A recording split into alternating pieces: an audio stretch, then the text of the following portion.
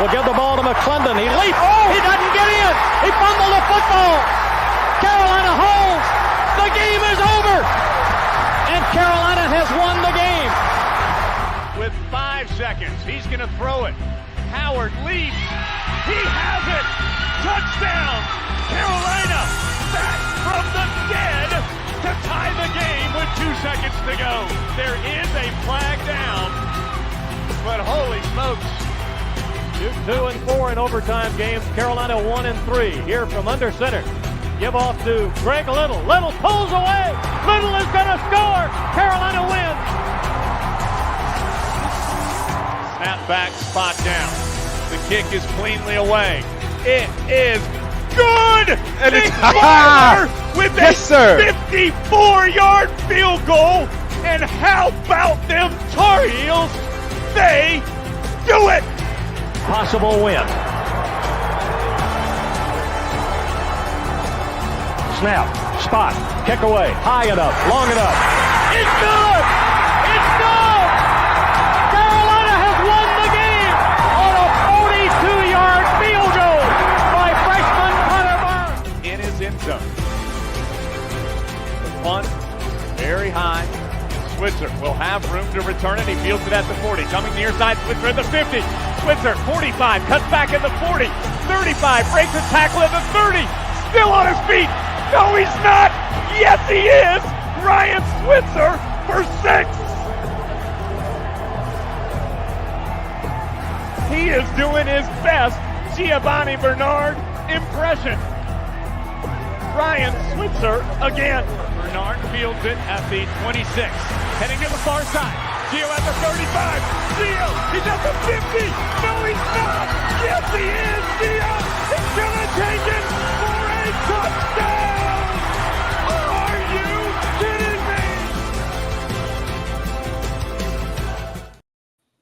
What's going on, guys? It is a Monday night, November 27th.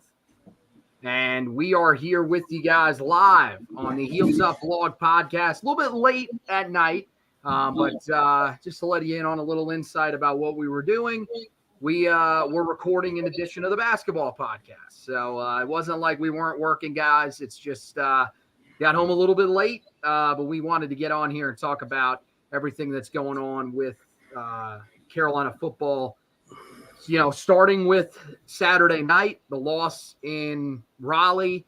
After the game, Mack Brown's comments about his future. And, you know, a lot of this will probably revolve around that. It's just natural when you have a loss like that to really tie everything back to the future of the program. And we'll also talk a little bit about the transfer portal. 4 guys already in. A lot of people worried about some of the other guys on this roster.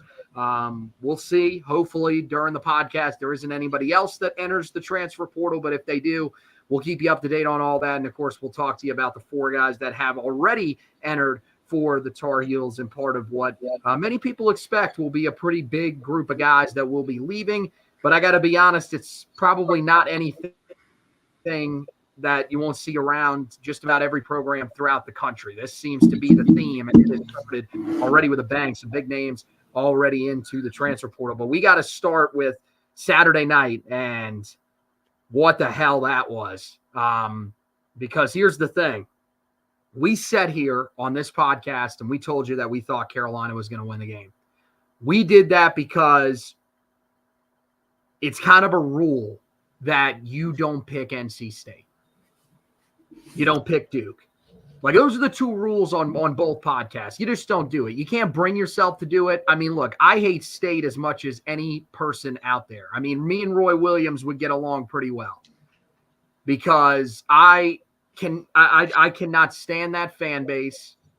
They make me sick, and seeing them celebrate the other night made me physically want to throw up and punch a wall. But the other night, you got to give them credit. They came out and kicked Carolina's ass from the word go.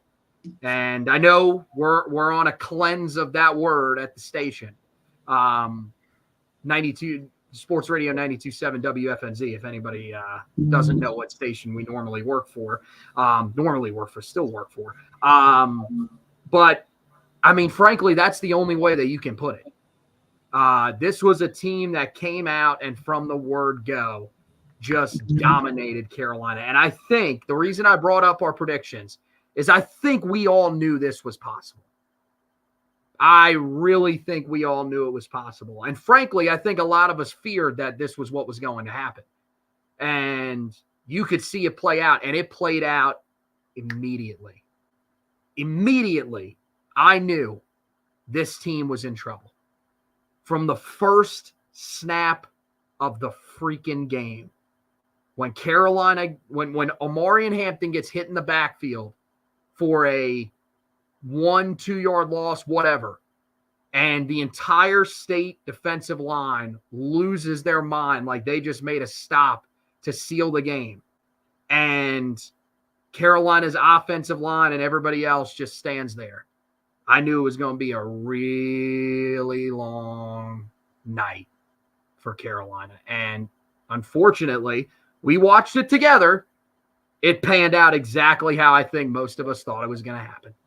Yeah, I mean, it was a disappointing way to end what was once a promising season. You got to give State credit because as it's been the case since Dave Doran has gotten there, as much as any coach in our lifetime, he gets his kids up for that game. And we talk about it every year, the challenges for that game to mean as much to us as it does to them. That wasn't the case the other night. Oh, but they tell us, wait a second, they tell us every year that it matters to them the same way, right? Because it's the same crap that we always hear from this coaching staff. They'll say it, but it sure as hell isn't what is actually going on inside the program. And it was just all around. It was all around bad. I mean, there wasn't a single person that played well the other night. There wasn't a single person that coached well the other night.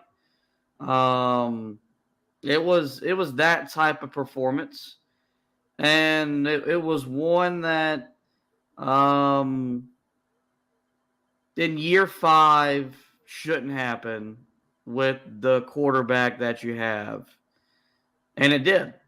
And you gotta put blame on him because he as well.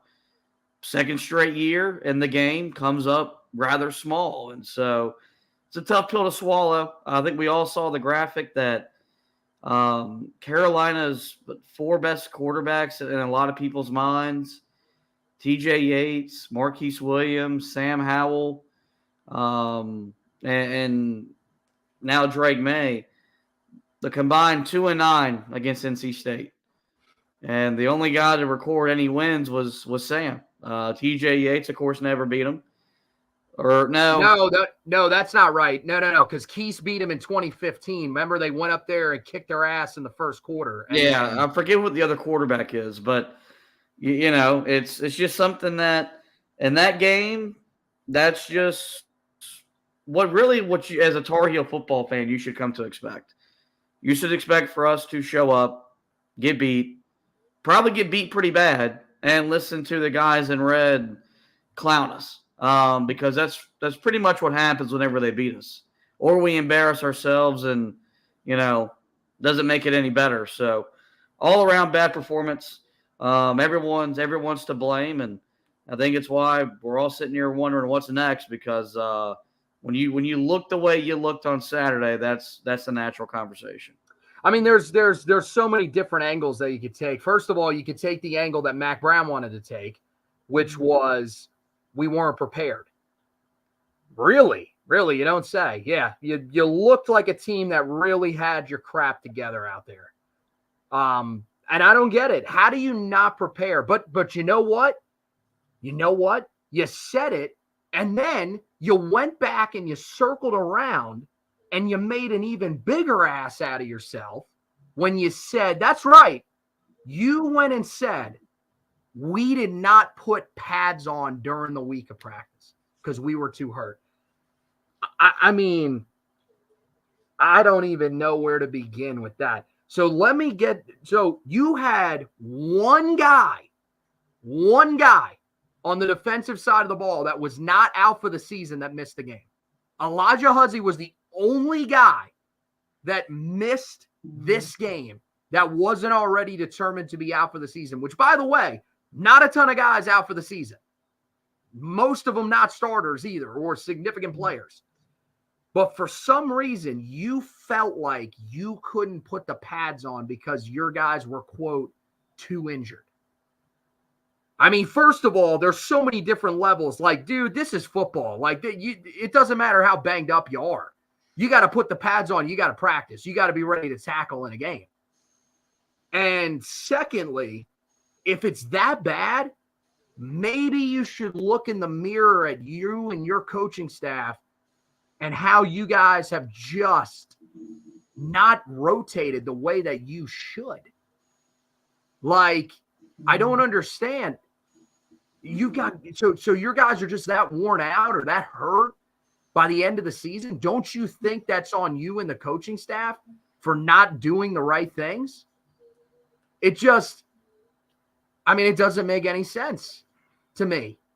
And for some reason, we've heard this now multiple times. We've never heard the thing about we don't put on pads. That's a first. I've never heard that in my life. In the middle of a season, we don't put on pads. Because guess what? Most coaches aren't stupid enough to admit that. Like, that's a brain dead move. And you admit that on the day when you play one of the most physical teams you're going to play all season. So, I mean, that was bad enough itself. And then this was the thing I pointed out to you. And I'm going to try my hardest because she said after the Duke game, I reached out to her. And she was busy doing a whole lot of stuff for the ACC network. I want to talk to Taylor Tannenbaum and ask her. She was the sideline reporter the other night. Was there anybody on the Tar Heel sideline that gave a damn that they were getting killed? Was anybody angry? Was anybody throwing something? Was anybody giving a passionate speech? Because when they showed the sidelines, first of all, your head coach was just standing there, just looking off into the distance. Like, Mac, I know you said that you're a different guy. Can we get some fire? Can we get anything? Like, someone light a fire under this dude's tuchus a little bit. What has to happen? I don't get it. Like, dude, you're getting embarrassed in a game that you needed. You and the program needed, and you're just standing there looking off into the distance like you just drank a fifth of Jack Daniels and you don't know what to do with yourself. Like, what the hell is wrong with you? Give me something. And people got mad at my tweet. Well, you know, I said he didn't argue the call going into halftime of there being 12 guys on the field for NC State. Well, he did argue it, but they said it on the broadcast. Yeah, I saw him running back to the locker room, jogging back with his team. This is the same guy that lost his mind over what was an illegal hit by Cedric Gray. You can question whatever, if it should be or not, last week at Clemson. And then loses his mind in this game on a hit by Bo Atkinson, which was a horrible call. Don't get me wrong. But how, when it's going to cost your team points, do you not lose your mind? At that point, it really makes you wonder, do you care?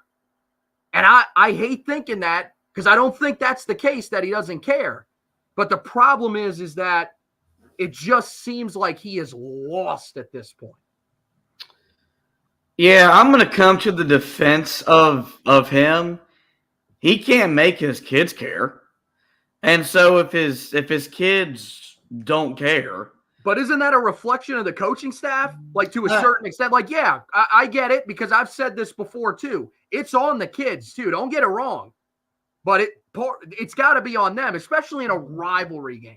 Yeah, I mean, you got to motivate your kids. Like, here's the thing. If you've got to motivate your guys to get up to play that game, you've got the wrong group. And so maybe he just knew internally after the way the Clemson game went, you know, and he was there all week in practice. I mean, I'm pretty sure they were trying to coach them up, and they just probably threw in the towel and didn't respond. It's a tough thing to do. It's a tough thing to watch and be a part of if you're a coach. It happens, especially in this generation of athlete, where it's just kind of, when it feels like their season is over. For some players, yeah, beating State means something. To some of them, it probably doesn't mean anything. Whereas on the other side of the field, it's everything. And, it was just one of those things where I don't think he probably knew before they got on the bus, it didn't matter. And he said in the press conference that wasn't the feeling that he's gotten. He said it before in post games that he knew it the week of. But yeah, I mean, here's my argument. Here's my argument with this, by the way, too. This was something that you brought up. I think you may have even brought it up the other night, too. You know when you probably lost this game? Back in the summer when you complained about the schedule that you had. Well, your coach didn't believe in you then. You think he believed in you now, especially when he didn't have you practice with pads on during the week of the game? That probably didn't make matters any better. Whenever you pretty much said in the spring, we can't compete because our schedule's too hard. And he was proven out to be correct, as the schedule was too hard and they weren't really competitive. But, whenever you hear that 7 months prior, it's going to fester in these minds. And let's just go ahead and put it out there. These players are soft as it is. It's a soft program. That's Tar Heel football. You look up the word dictionary, you look up the word soft, and you want to put a team logo beside it. You put the interlocking NC, and that's what you got. And so the fact that you pretty much said back in the spring we can't win the game, and then you practice without pads because one player is not going to be able to play, knowing this is the most physical game of the year. Yeah, you weren't prepared. You weren't prepared mentally. You weren't prepared physically, and that's why you got embarrassed. And it's sad because, again, like 8-4 on the surface, good year, solid year, but you were 6-0. You were top 10 in the AP poll. There was a legitimate shot for you to get back to Charlotte, compete to win an ACC championship, maybe have the type of year Louisville had, even before they lost to Kentucky over the weekend. And all that went awry the last half of the season. And, as unfortunate as it is, I don't think anyone should be surprised because this is who they are. This is in their DNA. And unfortunately, they can't overcome that. Yeah, I mean, it's been really since the 90s. I mean, I guess. I mean, Mack Brown's teams even back then. I mean, I know their defenses were legendary, but I mean, yeah, you're talking about in the 90s. I mean, the teams in the 80s that dominated, those were physical teams. So it's possible. It's been there before for Carolina.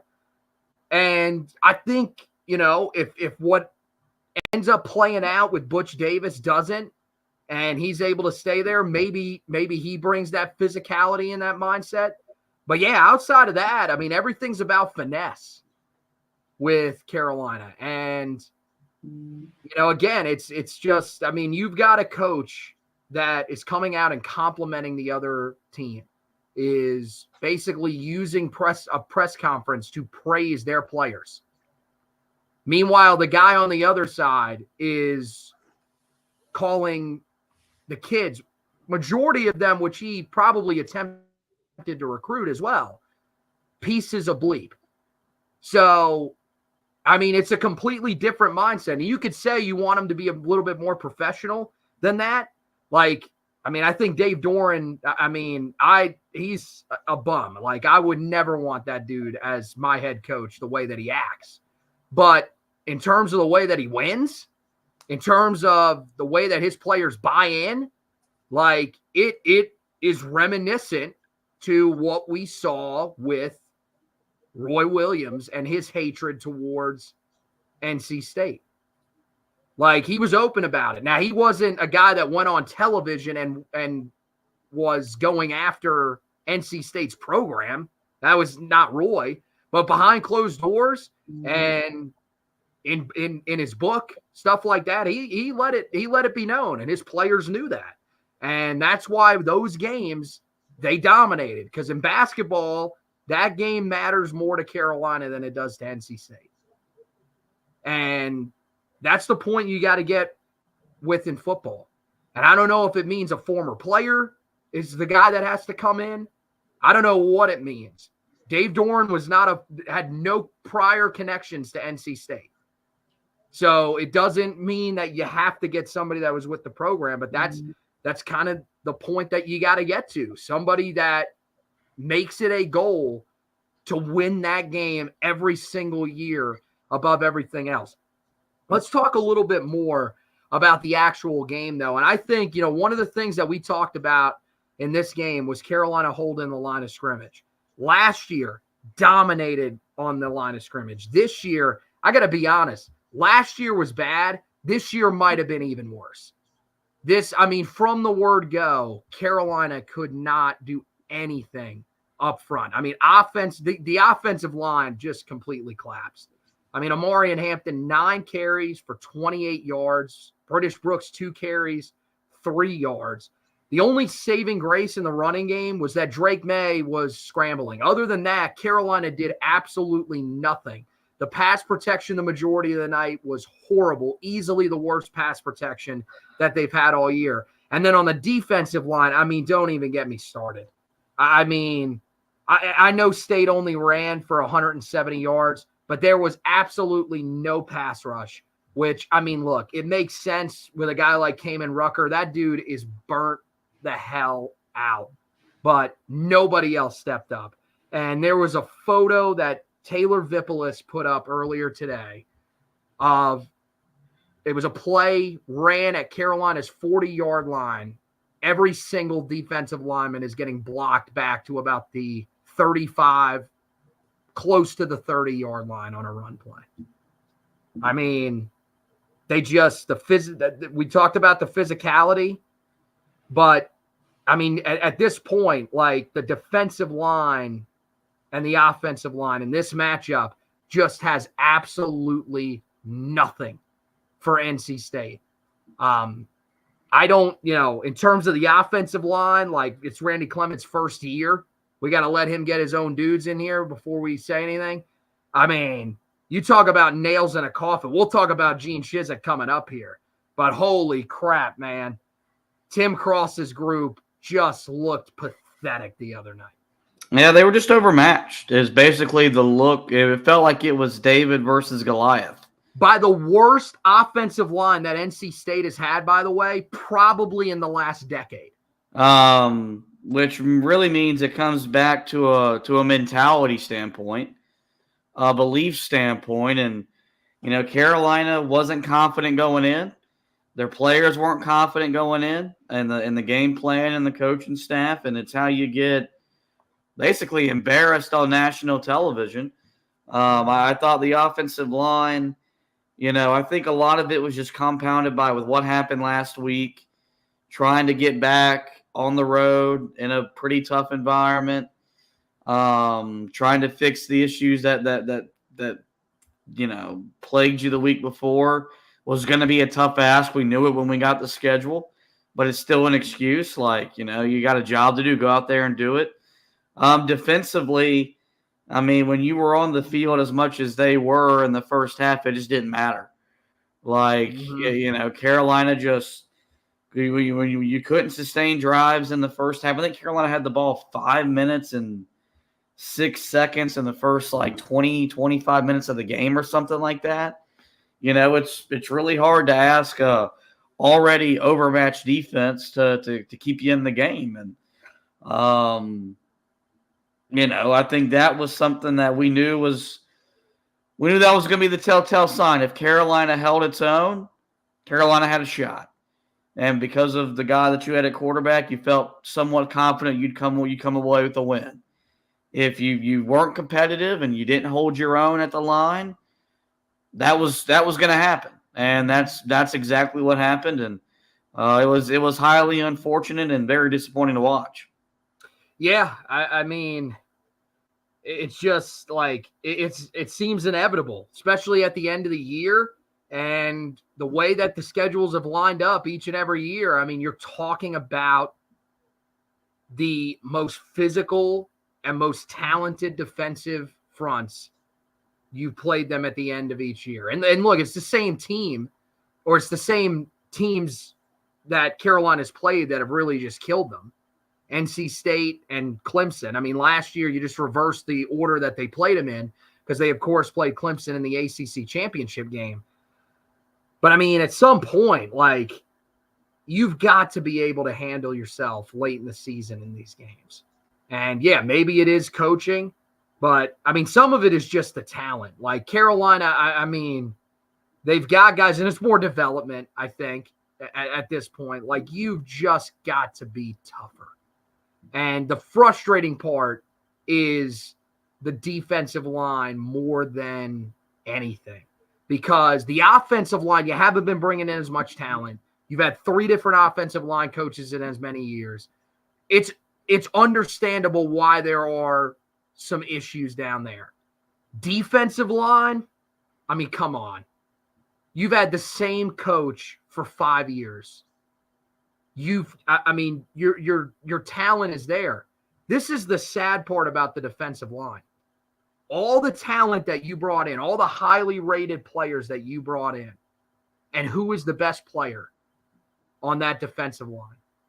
It's a former 3-star prospect that when he first arrived, they didn't even know if they had a position for the kid, Kamen Rucker. And I got to be honest, it ain't even close. There is nobody else on that defensive line that's anywhere close to him. So it's a development problem, man.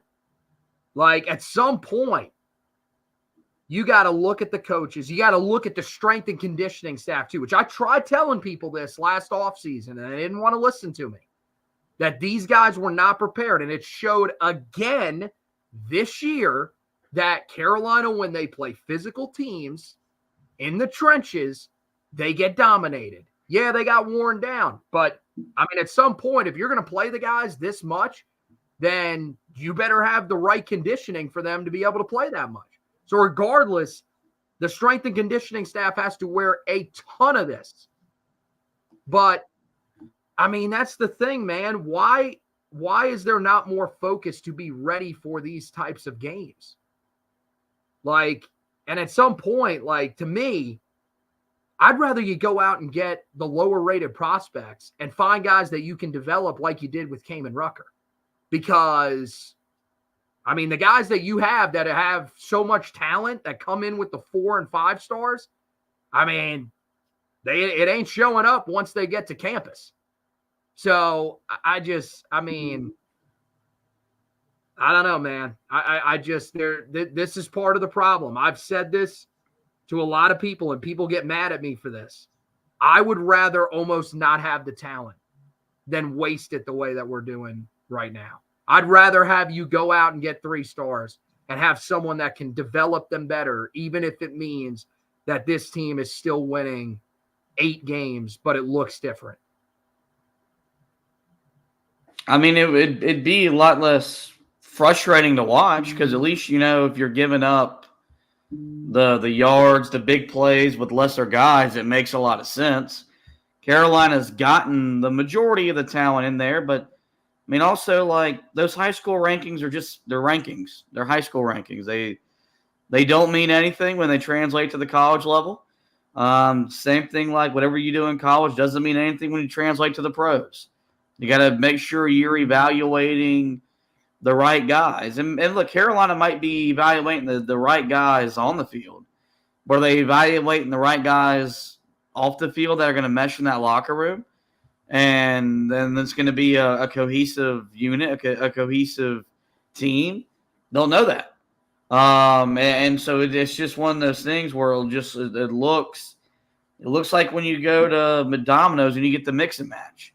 You're getting a mix and match results where you're getting some talent, some results, and then sometimes you're getting talent and no results. And it's just one of the mysteries because it doesn't make a lot of sense, but it's just kind of it's what Carolina's been dealt because they're the ones that recruited that way, and they're the ones that got the relationship to get the type of talent in there, but you haven't been able to get the defense where you needed to get to. And I'll say this year, this collapse defensively, as disappointing a collapse as I've ever seen. Mm-hmm. Because I still don't know what great offense outside of Georgia Tech you played. Like there isn't an offense that, I saw. I mean, we all knew the Georgia Tech game was going to be a shootout. Everybody knew that. Outside of that, I did not see any other offense that should have been able to consistently move the ball, put up points the way that they did. And Miami was probably the second best offense you played, and they scored 31 on you. So, Virginia moved the ball at will on you. Duke, the third string quarterback, moved the ball at will on you. Horrible offense. Clemson more just wore you down, which everyone knew that was going to happen, but still. After the first 6 games, I didn't see the defense falling off the way that it fell. And you could argue there were times the last month and a half of the season, this thing looked worse than what we saw under Vic Koenig. And if you're saying that, it's not meant to be complimentary. I mean, that's something. Look, I don't know if it ever got that bad. I mean, it's definitely like with Vic Koenig. I mean, you knew going in, you were not stopping anybody ever. And I mean, you knew that pretty much with Vic Koenig, every single drive was ending in a touchdown. Now, the other night, I mean, the first 8 drives ended in points. Like look, I know you said it earlier, and you're 100% right. First half, Carolina's offense did this defense no favors. They had the ball for 7 minutes and 48 seconds. State had the ball for 22 minutes and 6 seconds. Like, bro, you ain't winning in that case. There is no way you're winning the football game. But I mean, yeah, at the same time, like, I mean, this defensive collapse, and that's where we'll go next. Like this, and I cannot believe that we are sitting here on Monday and Gene Chizik has a job. Like, I thought after the Virginia game, a lot of people were on Gene. And I said, I think that was more about execution. The Georgia Tech game, I started to get frustrated with him.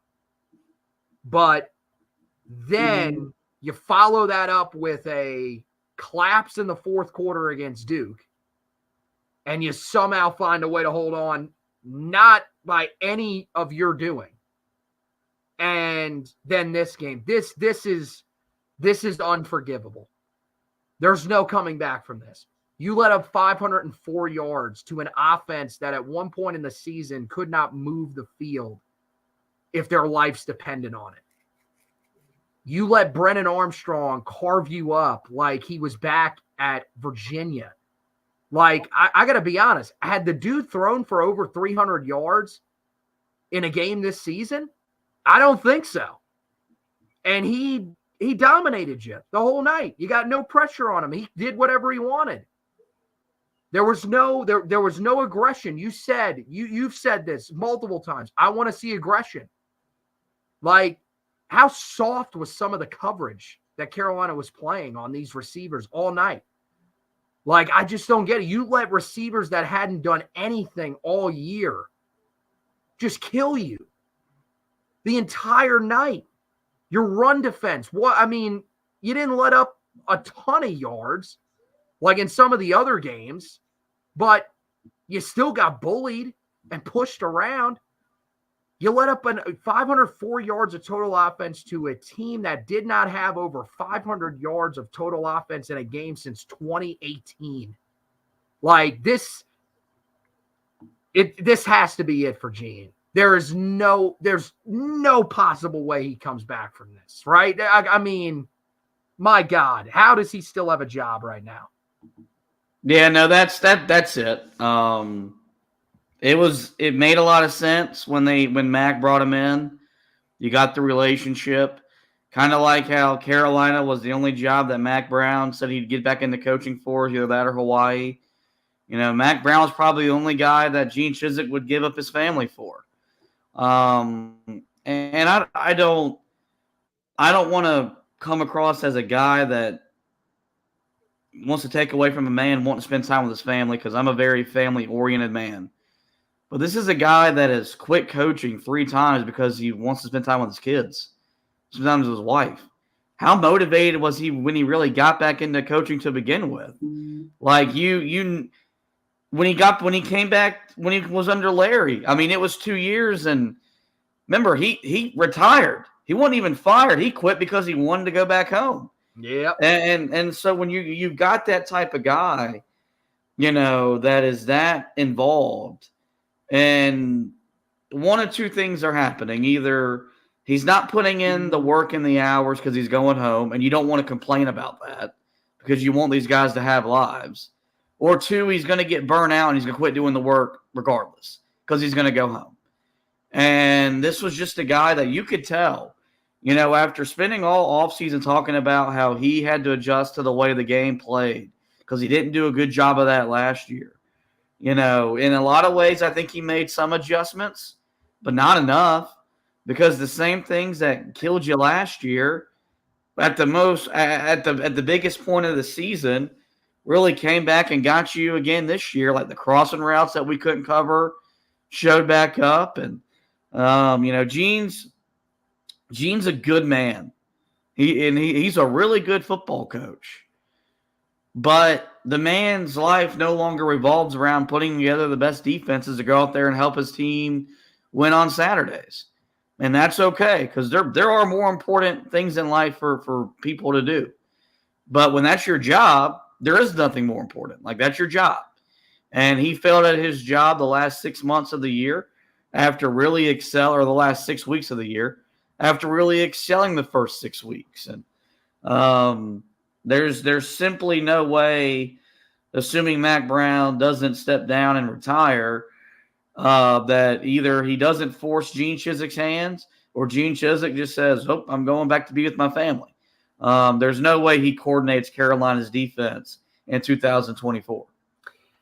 Yeah, I mean, look, man, you're right. Gene seems like a really great guy, but I mean, it's almost similar to Mack. Like, the game just feels like it's passed him by. Like, he said that he needed time to adjust. Well, dude, he had a whole year. And, it seemed like early in the season you had somewhat adjusted. But it's almost as if you fell back into bad habits. There was, I forget which game it was. I think it might have been Georgia Tech.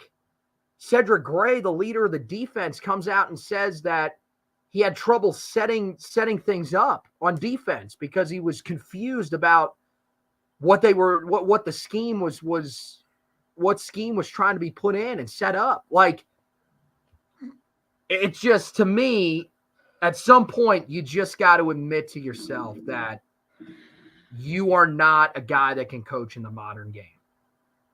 You coached in 15 and 16. You lived and died by turnovers, and you saw in 2016 when they couldn't create turnovers the issues that they had. Like, this guy, I mean, look, he won a national championship.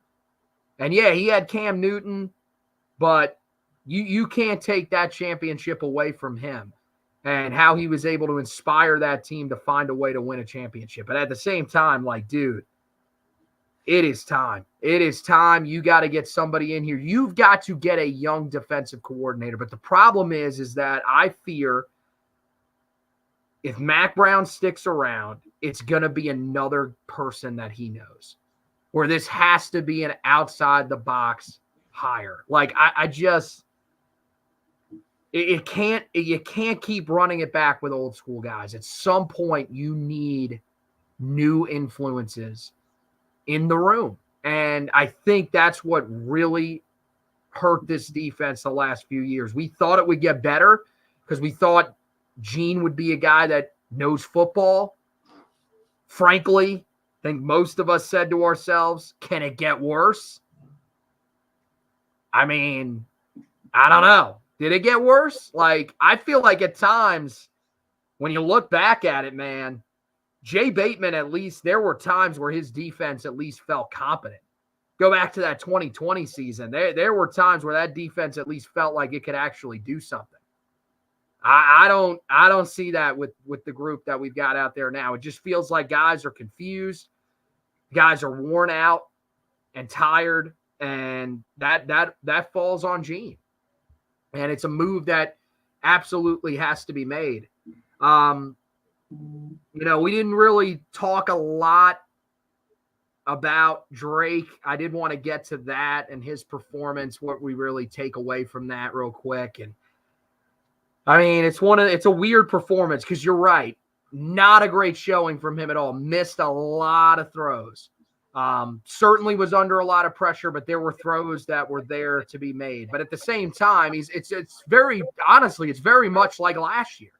Was not a great performance from him, but if he doesn't play the way that he plays, I mean, Carolina loses this game by 50. Like, did Carolina ever have an actual chance to win this game? No. You could say whatever you want. There was never a chance they were getting back into the game. But did Drake May at least have you while you were sitting there thinking in the back of your mind, maybe it's possible? Yeah, he was the only guy that was doing anything. Like, even as bad as he played, I mean, Drake finished with over 200 yards passing. Where was he at? 250. He finished with over 350 yards of total offense. Now, part of that was that it felt like NC State started getting a little conservative on defense. But the other part of it was he was stepping up and trying to lead his team. And, I mean, look, you can question – I mean, I've seen people question the toughness of the kid, whatever. I did not leave that game questioning his toughness the other night. That was one of the only guys that looked like he actually gave a damn. It was just he's this rather stoic fella. People were angry that he wasn't yelling and screaming, and I just don't think really that's neither one of the quarterbacks that you've had in the last 5 years. Like, Sam wasn't a vocal guy. Drake's not a guy that's going to lose his mind on guys. But I think, when you watch him, I mean, especially coming back into the game late, didn't really make a whole lot of sense on his part. But wanting to come back into the game late after clearly being hobbled, it showed that he's a leader, but how many other guys on this roster actually are? Yeah, I mean, I felt like for one of the only few times I watched him in the 2+ years he's been our quarterback, I thought he looked rattled early in the game. Scared might even fit into that category. He just looked like a dude that was overwhelmed by the moment, by the pressure, by the target he's put on his back with the comments that he's made about that university, which makes sense because he's a Carolina guy through and through, knows what it means to hate them, the way that we want all of our players to hate them. But there's no denying, like, and it's not to the magnitude of like CJ Stroud and, what other great quarterbacks come up small in big rivalry games, but he's going to finish his career 0-2 against NC State. And with two of his worst performances in his career to show for it. Mm-hmm. Which for him will be a hard pill to swallow. Like, he'll be the one that whenever he looks back on his time at Carolina and be like, man, I did a lot of great things, but I would have traded that 5-touchdown game at App for a win over NC State. Like, that's the kind of guy he is. But yeah, he was. There's some blame to put on him for why the offense was out of rhythm, because there were some throws that he missed the other night, and it was just one of those things where, he picked a bad day to have a bad day. The week before at Clemson, he wasn't great, but he fought and competed and kept Carolina somewhat in the game. That wasn't good enough on Saturday. He was going to have to play individually one of the best games he had ever played, which was asking a lot because he's played individually some great games. So asking him to maybe put his best performance together is a lot to ask, because he's put some all-time performances together.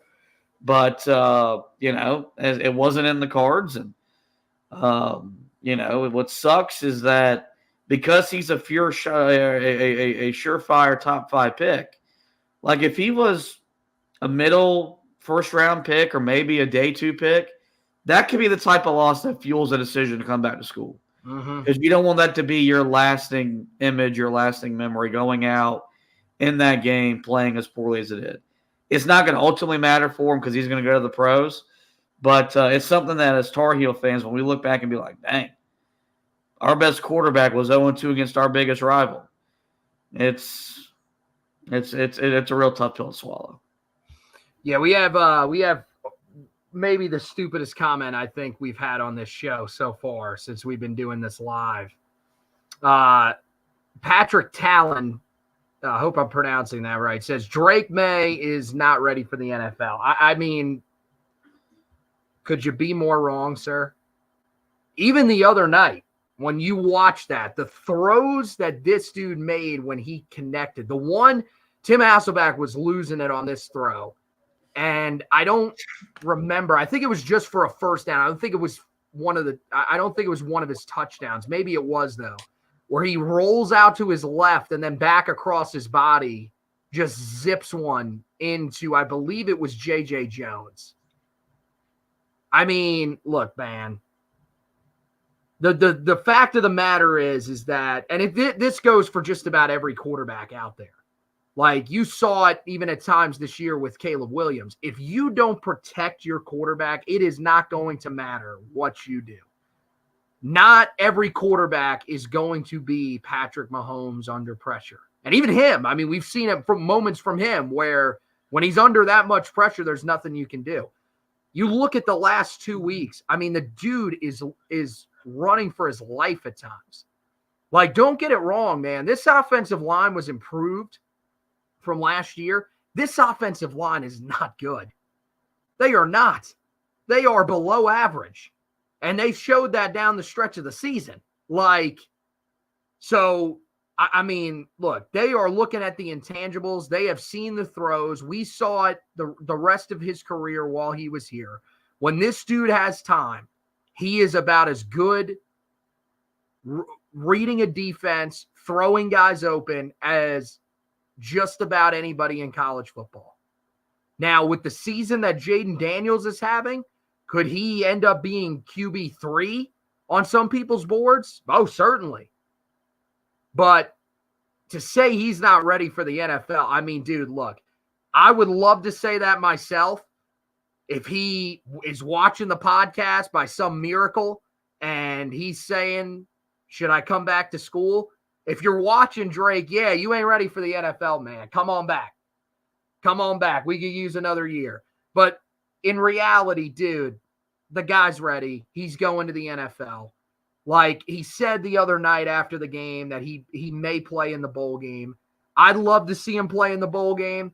One last game, go out. The state is not your last loss, or it's not your last loss, not your last game that you play, and an interception is not the way that you go out. But I understand if that's the move. I mean, my God, I'm going to tell you right now, I would give up just about anything for that dude to be my quarterback for the New York Giants in the league. Maybe that's biased, But I mean, I think a lot of fan bases would love to have him over the guys that they currently have in the league. So that's wow. All right. So we talked a little bit about it, and I mean, look, we've kind of talked about it throughout the night, but now I think we really have to hit it. Mack Brown's future. I mean, he says in the post-game presser that he's not going anywhere. He's not walking away. Here's my angle on this.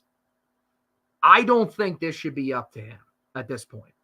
I think this is a conversation that has to be had by the athletic department, the booster club. There needs to be a legitimate sit down where they say, do we believe that if this continues, we could get back to a situation where this job is undesirable?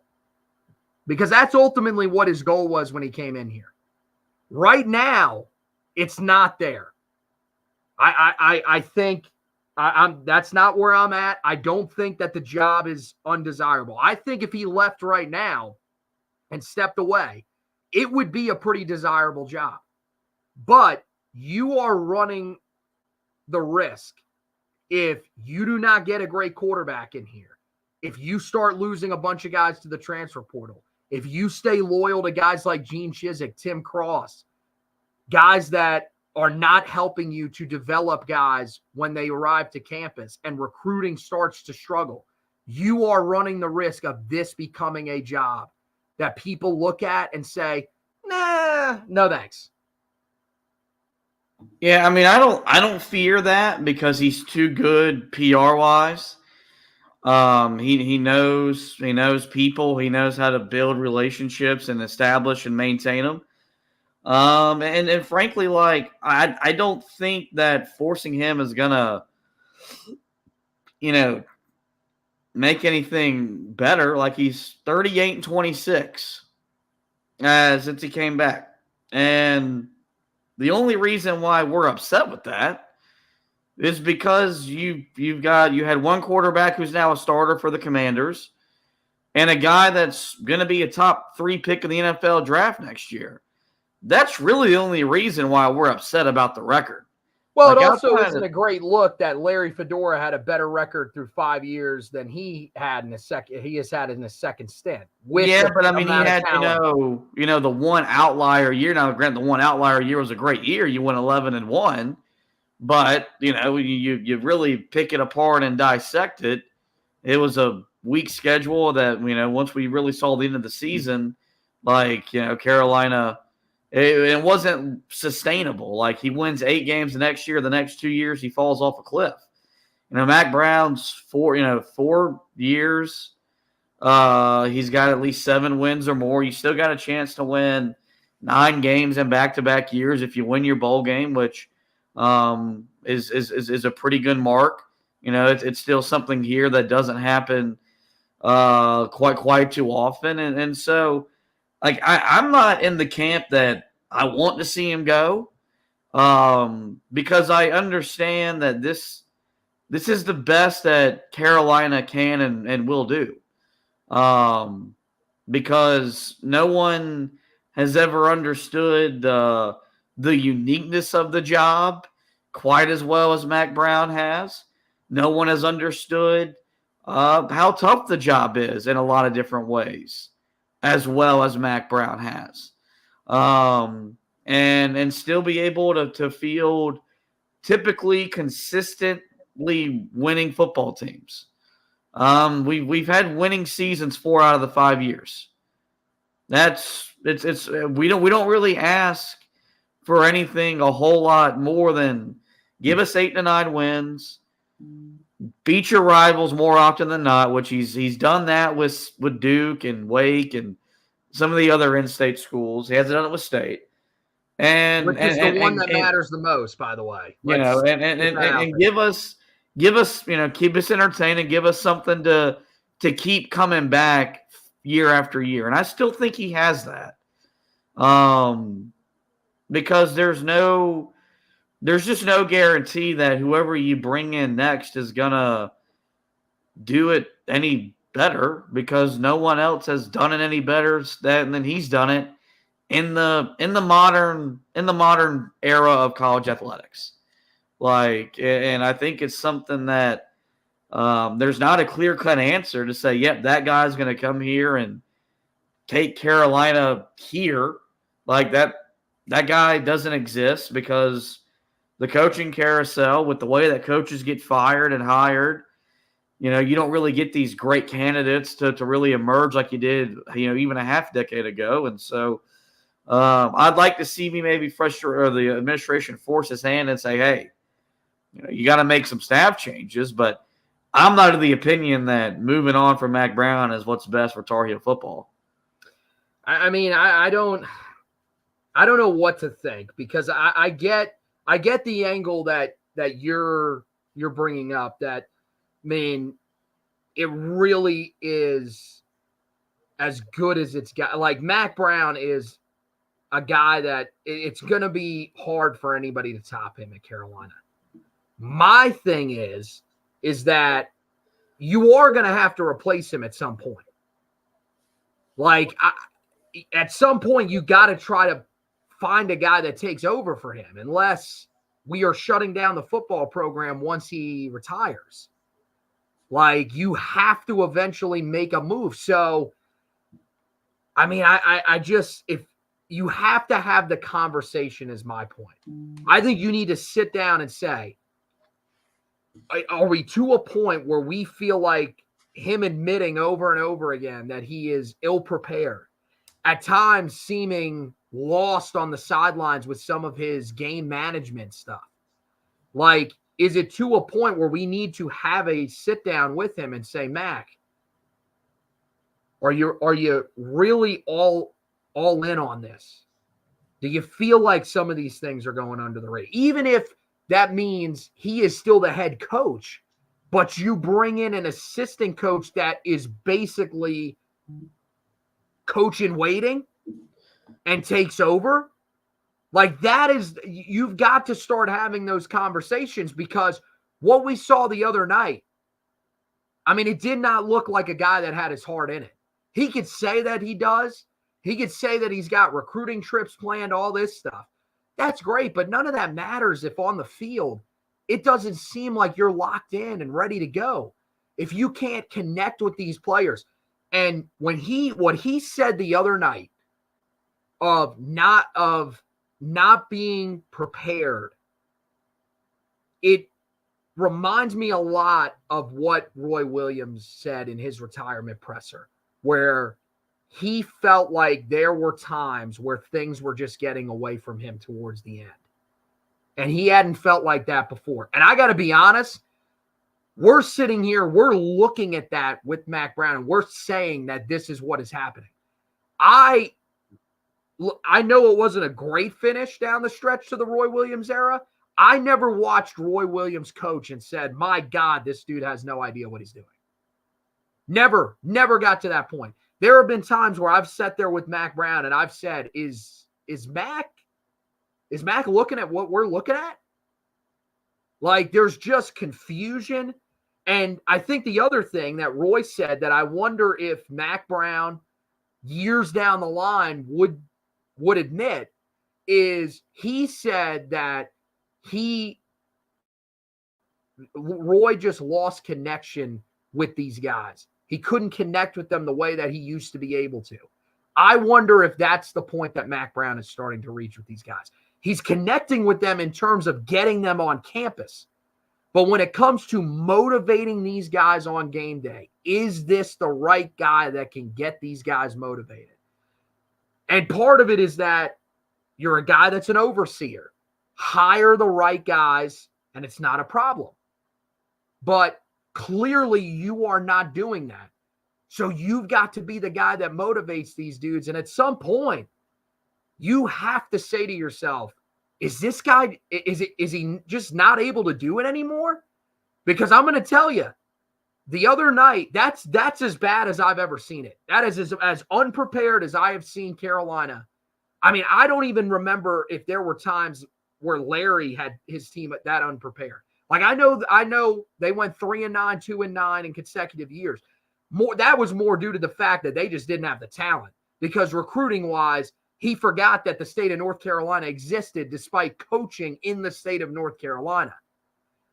With Mack, I mean, dude, the talent is there. And it just, I mean, I've never seen a team that just felt completely lifeless and had absolutely nothing for their biggest rival. And that's what, to me, has me at the point where I'm concerned and saying that the conversation needs to happen.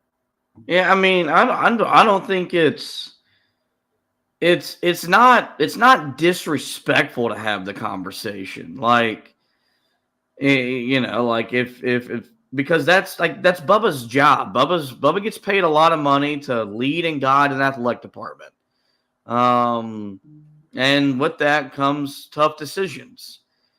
You know, when it comes to basketball, that stuff, a lot of it's out of his hands. He's there to dot the I's and cross the T's to the contract. Everything else, it's a family affair that the family's going to take care of that. When it comes to this hire, no, this is the hire and this is the job that you've got to maintain because you have to. Carolina basketball doesn't need someone to run it.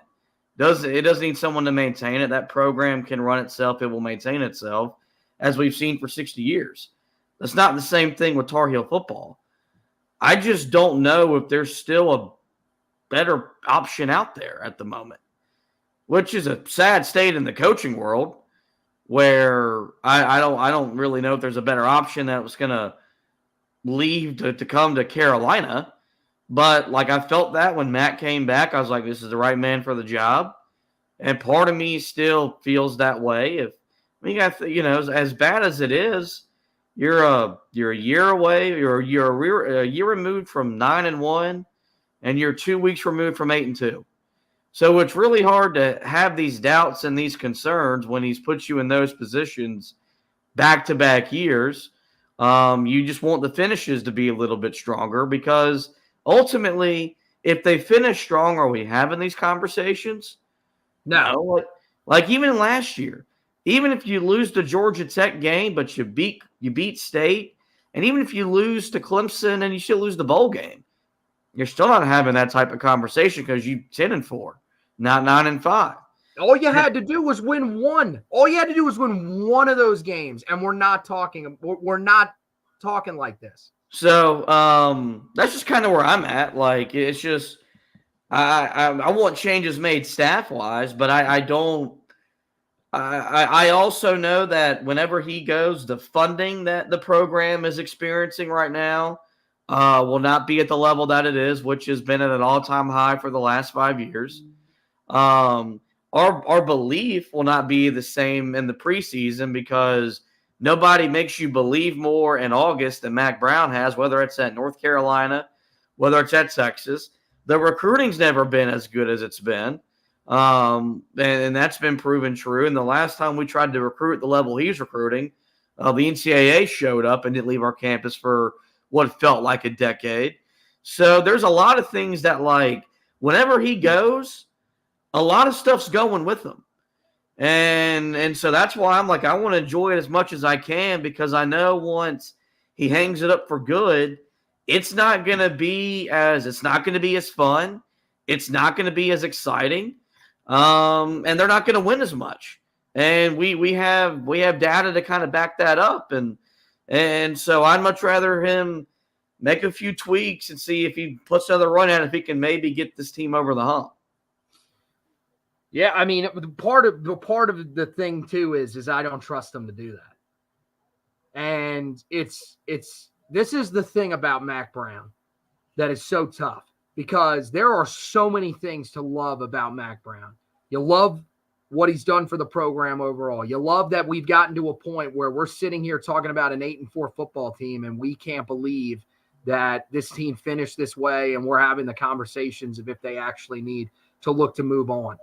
You love the fact that the dude can recruit at the highest level of any coach we've seen at Carolina, even when Butch Davis was here and he was cheating to do it. The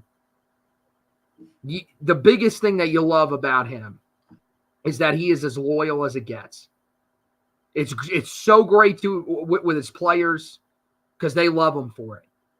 But it's a fault that he has when it comes to coaches. And that's my concern. Is he going to actually be able to fire Gene Chizik? Is he actually going to be able to fire Tim Cross? Some of these other coaches on the staff? I don't know.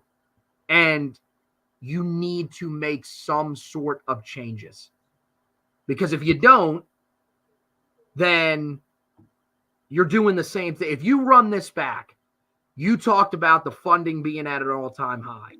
I'm going to tell you, you run this back, there will be a good amount of people that will stop funding this program because they will be fed up with the fact that you're going to be seeing the same product on the field again. And I got to be honest, it's probably going to be worse because, yeah, you've won, but the biggest part of the reason you've won, even at the level that you have, is that you've had 2 generational quarterbacks that have come through your program.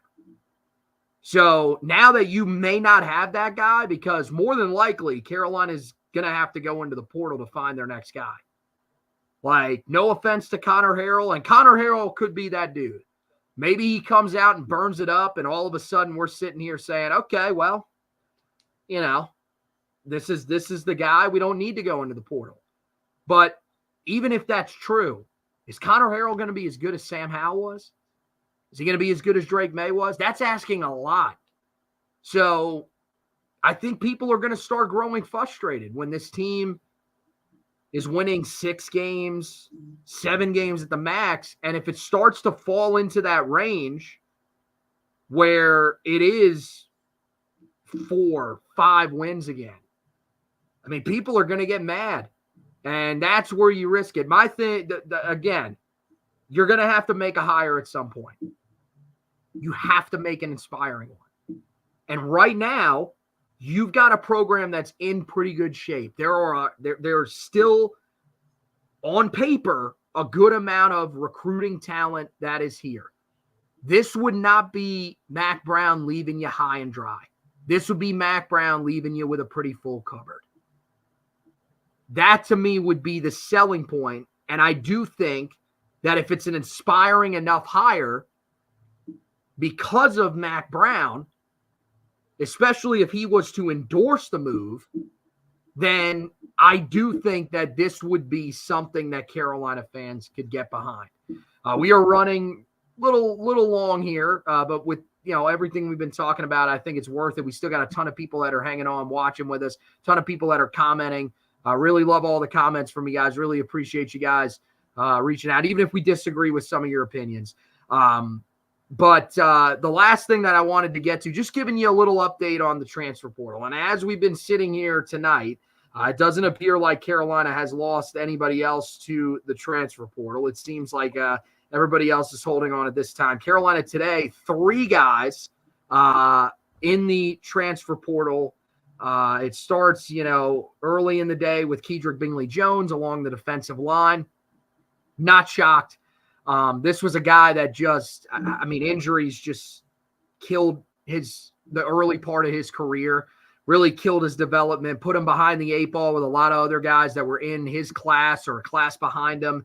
And once that happened, he was just never really able to gain any sort of footing and climb the depth chart. I hate it because I got to be honest, I really think that he was a guy that if he got a shot could actually be a good player. And I think, with the interior of that defensive line, why wouldn't you give him a shot? I mean, geez, you really thought Miles Murphy, Kevin Hester, those types of guys were doing it for you. So he enters. You then have, I guess technically Elijah Green was first. It was first reported. Matt Zientz of On3 Sports was the first to report it, that Elijah Green was in, but he did not officially enter until after Jefferson Boaz enters. Jefferson Boaz, guy that's buried, depth quarterback on the depth chart, guy that was a legacy player. His dad, Jay Boaz, was a punter under Mack Brown during Mack's first stint. Jefferson was a guy that, I watched him in high school, talked to him, real nice kid. Definitely had some arm talent there, but ultimately, just wasn't a fit, at a Power 5 program to be a starter or even a backup for Carolina with the guys that they recruited in front of him. I think he was capable. That was probably, poor phrasing. I think he was capable, but with the guys that Carolina had, they recruited Harrell, they recruited Tad Hudson over him. It felt inevitable, and I'm happy for him, actually, that he gets to go and find a place where maybe he'll have an opportunity to play, because I do think there is something that's there for him. And then Elijah Green enters the transfer portal, and this one was expected. Green played in 5 games early in the year, then decides to redshirt.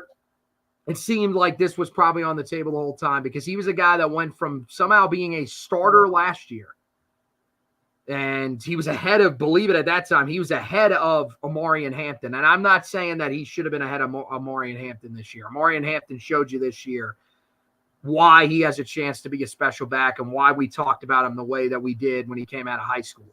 But I thought Elijah Green got a raw deal at the start of the year. Love British Brooks. Think that he is a guy that has contributed a lot to Carolina, especially in leadership. First game of the year against South Carolina was amazing to see him back on the field, put up that type of performance and be emotional. I don't think that British Brooks this year was a guy that was better for Carolina than Elijah Green. And maybe it was the pass protection. I know that was an element of it, but I thought that Elijah Green last year showed that he was more than capable in that backfield when he ran for 558 yards and 8 touchdowns. The majority of that coming in the final 6 games of the year where he became the starting running back. He caught the ball out of the backfield. That was something that he had to learn from high school because he never had to do it. And I thought, the fact not only that he got passed over by British Brooks, but that he also then got passed over by Caleb Hood was interesting. I mean, again, no slight to Caleb Hood. I think he does a lot. He showed when he was in there in the middle of last year that he can do some things. Physical runner, catches the ball out of the backfield. But I think Elijah Green proved himself, man. And so he enters the transfer portal, and I think it ultimately makes a lot of sense. And then last night, the guy that started it all was Kamari Morales. He was another guy, lost snaps this year, really because you saw Bryson Nesbitt take another step this year, and you saw John Copenhaver, become a guy that the coaching staff really trusted, could catch the ball at a high level, just didn't really see it, really got derailed by the hand injury early in the year and sort of started to settle in down the stretch. You saw how big he was for Carolina the other night, and I think next year he'll have a chance to do that again for Carolina. But Kamari Morales started seeing his reps cut because they wanted to use Nesbitt a lot as a receiver. Copenhaver was a better blocker, and so he enters the portal. Out of these 4 that entered the transfer portal, how much significance? It's not any starters. Morales, formerly a starter. Same thing with Elijah Green. Not huge blows for Carolina, but definitely I think some guys that we had, we thought pretty highly of at times, and we're hopeful for them that they would pan out in Tar Heel Blue. Yeah, Green's the guy that could be the biggest depending on how that running back room ultimately shakes out. I'm talking about a guy that was Carolina's leading rusher a year ago, that could have had a pretty big year this year. But then Omarion Hampton reminded everybody that whenever he gets the ball, he's a pretty good guy. He's a pretty good running back. And so, but look, we don't know what that room looks like. We don't know if Hampton might transfer or, if other guys transfer, then there's a lack of depth there. You just don't know. It's one of the things that makes this time of the year uneasy feeling is just because this is just the first round, but you're going to see a bunch of transfers. Mm-hmm. And for Carolina, this was just the beginning. It's the new normal. Carolina's going to probably see at least 10 to 12 more enter the portal before this portal comes to an end. Then we'll do it again in the spring, which is even really more fun. But that's the one that you got to monitor depending on how the room shakes out. Could be the most impactful, but if Carolina keeps that room intact, as much as you hate seeing him go because he is a good player and was a productive player last year at Carolina. Good kid, by the way, too. I mean, some of the stuff that you saw, if you watched the documentary that he did, if you followed him on social media during the offseason, I mean, just a smart kid, hardworking kid. I hope he can land with a Power 5 program and he can start. Because I think he deserves it, man. So, for right now, for it to be day one, Carolina hasn't lost that guy yet that makes you really start to worry about the state of the roster going into next year. Yeah, I mean, look, Bingley Jones' defensive line room is fine. They have so many different guys there. I mean, I say fine. I mean, they've got bodies. Like, do they have players that can impact the game? Who the hell knows at this point? But body-wise, they're fine. Quarterback, I mean, they're in fine shape. I mean, that's one. If they want to go into the transfer portal and get somebody, they will. They've got Connor Harrell, who's still going to be there competing for the job. You've got Tad Hudson, who's still there in the chamber waiting if you need him. And you've also got Michael Merdinger, who's coming in the recruiting class. And then running back, tight end first, you're fine. Now Nesbitt's decision makes it interesting. But that's another spot where, look, if you had to dip into the transfer portal, you could. Carolina, though, would still have John Copenhaver. I don't think he's going anywhere. I don't think there's enough NFL stock there. And he's a guy the staff really loved this past year. Like, Freddie Kitchens absolutely loved him. But I think, as I said, the injury really derailed his season early, and he just wasn't able to get it back on track until late. So I think he's going to stick around. Julian Randolph is there, the guy who was a part of the recruiting class last year for Carolina, got banged up, hurt. You wonder if that sort of affects him just a little bit in terms of his development. But, I mean, a guy that almost has the exact type of frame that you saw with Bryson Nesbitt. I think that's a guy you could look at. And they've got two freshmen coming in this class. Timothy Lawson, who I think would be higher rated in this class if he wasn't a baseball prospect, where some question if he will even play football. And then Ryan Ward, another guy who's a receiving tight end, built, somewhat similarly. He's a little bit of a better blocker, but still, I mean, Carolina, I think in that room, they're going to be fine. Running back, as you said, is interesting. Hampton is, and I don't know if this is people really just making this up, if there's actual smoke there, if it's just people that are paranoid. To me, I think he'll be back. I'd be shocked. Like, he is going to be the focal point of this offense next year. Like, you thought that he received that he got the ball a lot this year. Like, next year without Drake May there, I mean, unless they just find some superstar quarterback in the portal, which the amount of schools that are going to be probably portaling for quarterbacks, just to name a few that come to mind off the top of my head, that could be looking for quarterbacks in the portal: LSU, Oregon, Washington, USC. Like, is Carolina recruiting a quarterback over those schools if in the portal? Probably not. I mean, those are probably seen as more attractive destinations. So I think Hampton's going to be the focus of the offense. I'm not overly concerned about him unless there is just some huge NIL deal out there that entices him that much. Caleb Hood, I think, with Green in the portal, I find it hard to believe he would enter. He's also a legacy, so I feel like he's real connected to Carolina, sort of similar to Drake May because he grew up going to Tar Heel games. I'd be shocked if he enters. And then the guy that a lot of people are forgetting that this probably helps Carolina's chances of keeping him is the other guy that redshirted in that room. This probably helps your chances to keep George Pettaway. Like, I think that's probably the one positive that you take out of it. He said he was going to redshirt, and ultimately he can enter the portal too. But if he doesn't, this really opens things up. Like Jordan Louis was a guy that I thought should have been rated higher coming out in the last class. He'll battle for that spot too, guy that's a little more physical. But that they got that guy in Hampton. I mean, they don't have a guy like Petaway on this roster that has such game-changing speed, the ability to catch the ball out of the backfield. So maybe that ends up helping them. That might be the one thing that you're looking at. But we have all that and more. Break down all those position groups even further for you guys on the website at HeelToughBlog.com. Individual articles for all the guys that have entered the transfer portal. You guys can check that out. Encourage you also to go back, read a little bit more in the NC State recap. I know it's painful. I'm going to let you in. It's not a whole lot about the game. My initial takeaways from that game were really focused on the future.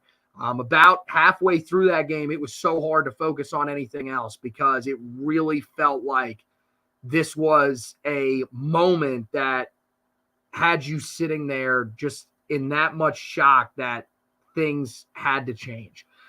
So there's an article up there, from that game that I think sort of lays out my thoughts on it. Go ahead and read it. Let me know what you guys think. We'll see. We'll follow whatever happens on that front as well, coaching wise, for you guys. But portal is going to be the main thing here over the next couple of days. We'll also keep you updated on the bowl projections. Not going to put up the bowl projections articles just yet. Going to kind of leave that to, after conference championship week.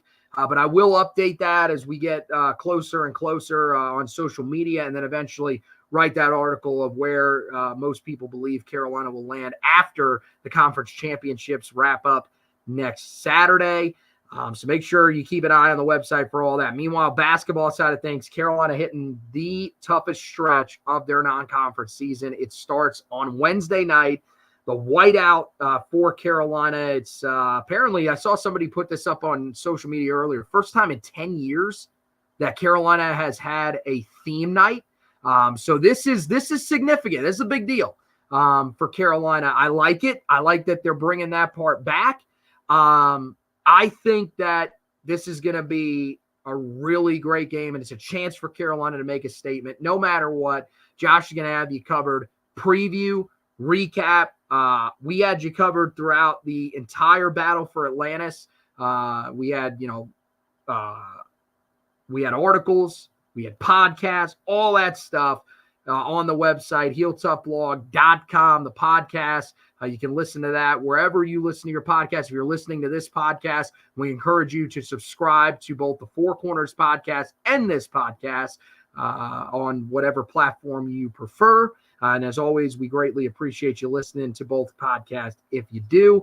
So much more great content coming up for you guys. We've only scratched the surface on basketball season, and it feels like after what we saw in Atlantis, I know you would have loved to beat Villanova. I hate them as much as just about anybody. I mean, I'm telling you, they are getting right there near Duke at this point. I can't stand them. But I think Carolina showed us that they are legitimate, and we will cover you throughout the season with this Tar Heel basketball team, one that appears like it's going to be exciting, all at one place, HeelToughBlog.com. So that's going to wrap it up for tonight. I want to thank everybody that jumped in here. There were so many people that jumped in here, so many viewers throughout the night, so many commenters throughout the night. Our guy A-Sean, want to thank him. Greg Newman, always in here commenting. Really appreciate you. Patrick, didn't agree with you again. We gave you the award for the stupidest take of the night with Drake May not being ready for the NFL, but do appreciate you listening and commenting, watching and commenting. Greg Ward, as always in there. Appreciate you. Donnie Melton, all the guys that checked in tonight. Really appreciate it. But it is going to wrap up this edition of the podcast. We will be back here periodically throughout the next couple of weeks with you guys, especially once we get the designation of where Carolina is going. More transfer portal news, all that stuff. But for tonight, shutting it down for this edition of the podcast. Once again, want to thank you guys for watching and listening. Thank Josh for hosting with me. And as always, Go Tar Heels!